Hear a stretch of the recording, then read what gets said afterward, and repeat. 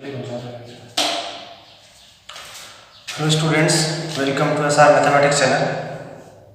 पिछले वीडियो में अपन ने मैट्रिक्स के मल्टीप्लिकेशन पर चर्चा की थी। आज अपन उसी से जुड़े हुए कुछ प्रॉब्लम को सॉल्व करेंगे और देखेंगे कि किस तरह से मल्टीप्लिकेशन से जुड़े हुए क्वेश्चन होते हैं। जनरली बहुत इजी है, सिर्फ मल्टीप्लिकेशन का ध्यान रखना है आपको, फिर अकॉर्डिंग क्वेश्चन के अपन को चलना है। तो मैं एक एग्जाम क्वेश्चन नंबर लेता हूँ 3.2 का आपके बीच है। क्वेश्चन नंबर 17 है।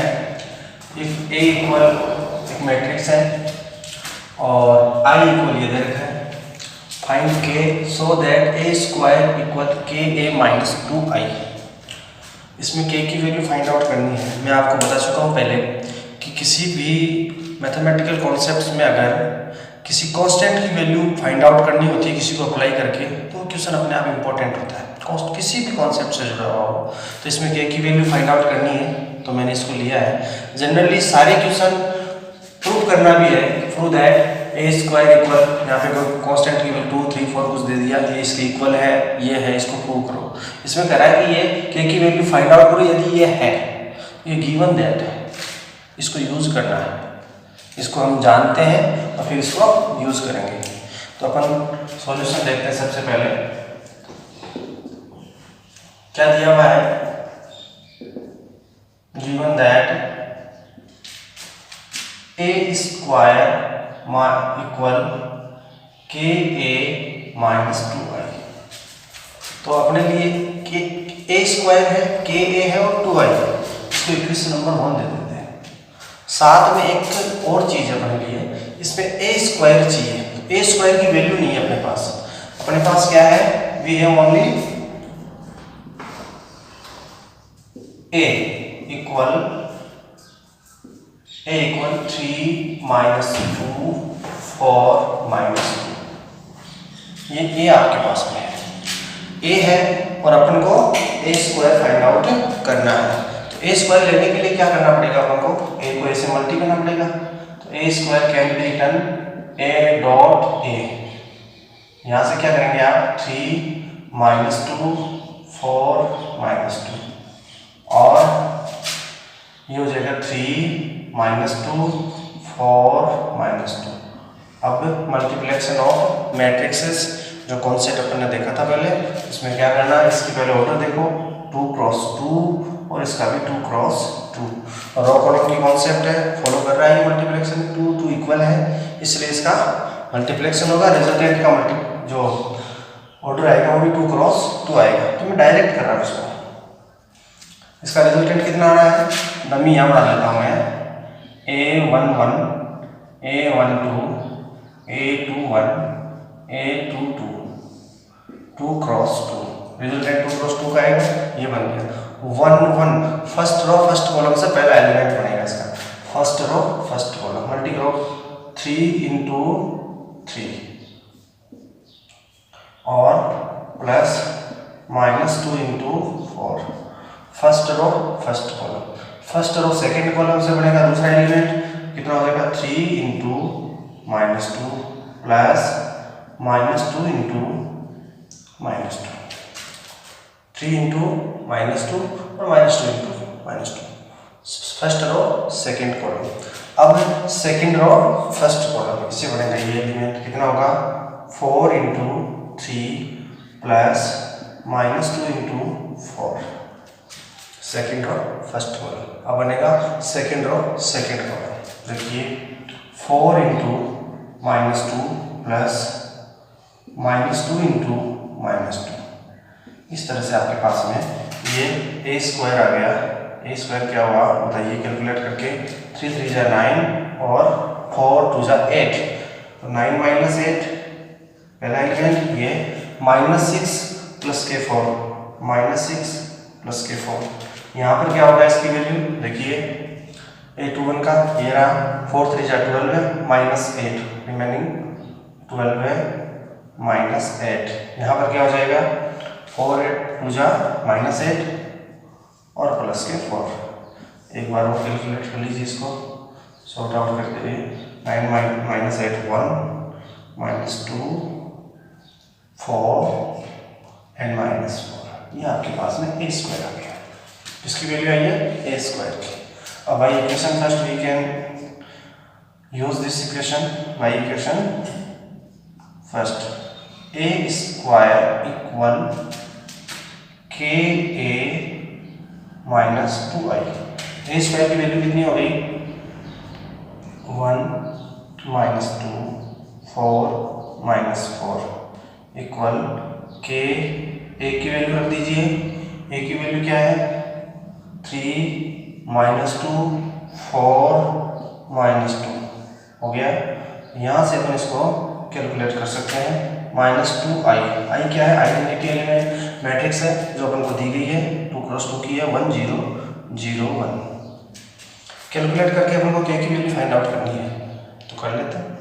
इसको सॉल्व करें, थोड़ा सा मैं इधर ले लेता हूँ इसको आगे की स्टेप के लिए। यहाँ से आपके पास में पहला लेफ्ट में जो आपके ए स्क्वायर दे रखा है उसकी वैल्यू रखता हूँ मैट्रिक्स को 1 minus 2 1 minus 2 4 minus 4 4 minus 4 equal के।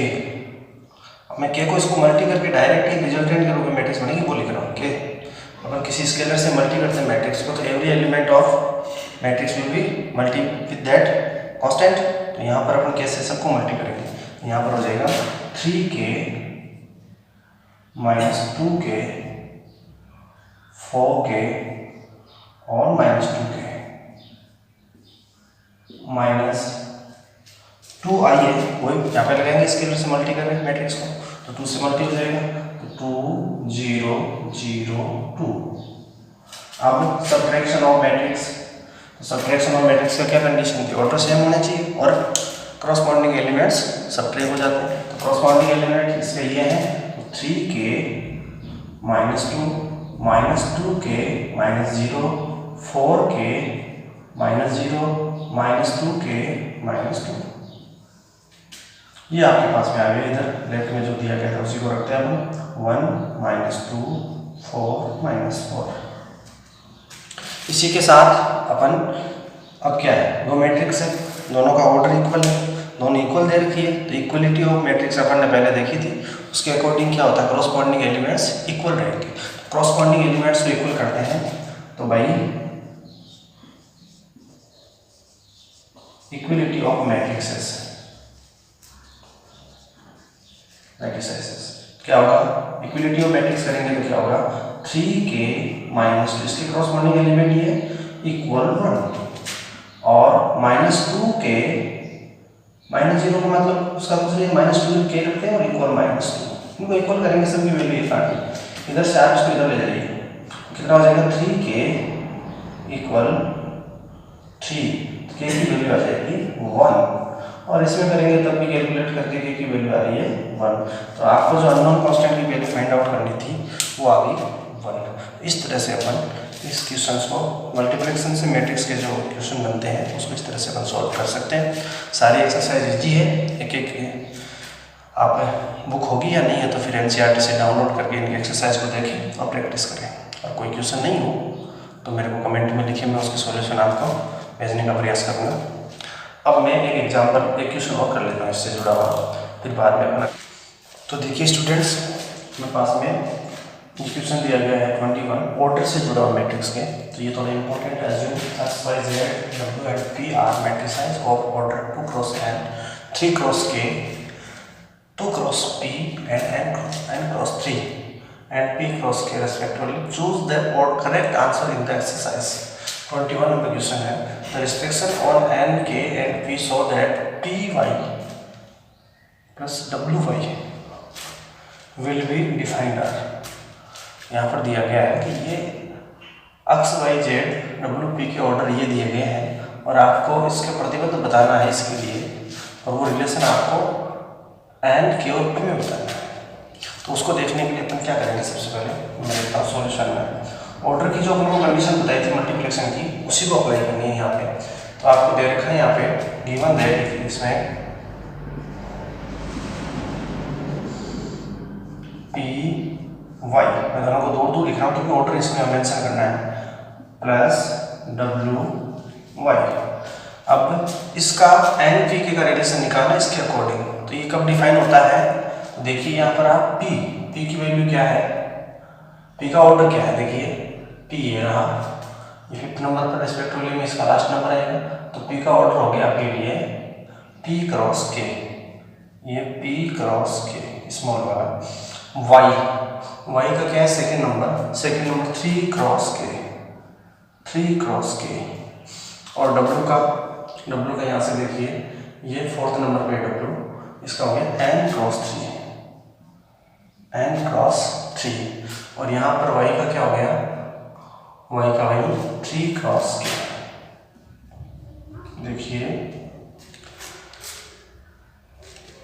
P Y plus W Y. अब एक बार थोड़ा सा अपन वापस बैक में चलते हैं, ऑर्डर और उसका एडिशन कैसे होता है, मल्टीप्लेक्शन कैसे होता है, वो सारे फॉर्मूले जो अपन ने कंडीशन पढ़ी थी कॉन्सेप्ट, वो अपन वापस देखते हैं। दो मैट्रिक्स का मल्टीप्लेक्शन के लिए क्या कंडीशन है, ये और ये इक्वल होना। तो ये मल्टी हो रहा है, ये तभी डिफाइन हो, तभी तो लिखा गया है, तभी तो दिया गया है, तो इसका ये इक्वल हो गया।